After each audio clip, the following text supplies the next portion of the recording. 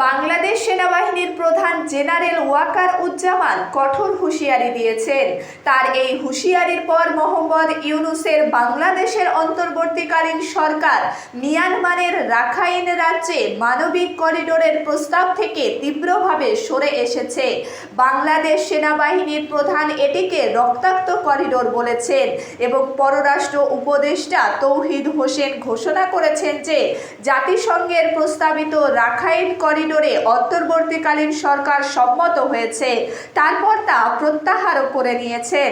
সূত্রের খবর, বাংলাদেশের মধ্যে ক্রমবর্ধমান উদ্বেগ রয়েছে যে এই করিডোরটি তার সার্বভৌমত্বের ওপর প্রতিবন্ধকতা সৃষ্টি করবে এবং ভূকৌশলগতভাবে নিজেদের লাভের জন্য মার্কিন যুক্তরাষ্ট্র এটির ওপর চাপ সৃষ্টি করেছে। ইউনূস এবং তার অনুগতরা মার্কিন দাবির কাছে মাথা নিচু করে বলেছেন, বাংলাদেশের সেনাবাহিনী কখনো এমন কিছু করবে না যা সার্বভৌমত্বের জন্য ক্ষতিকর। কাউকে তা করার অনুমতিও দেওয়া হবে না।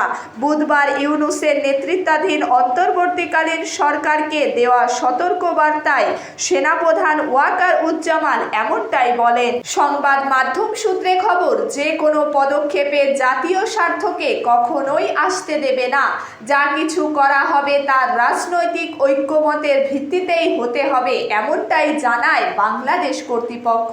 প্রস্তাবিত রাখাইন করিডোরটি মায়ানমারের রাখাইন রাজ্যে ত্রাণ সরবরাহের লক্ষ্যে তৈরি করা হয়েছে, যেখানে গৃহযুদ্ধ এবং ভূমিকম্পের কারণে 20 লক্ষেরও বেশি মানুষ দুর্ভিক্ষের কবলে পড়েছে।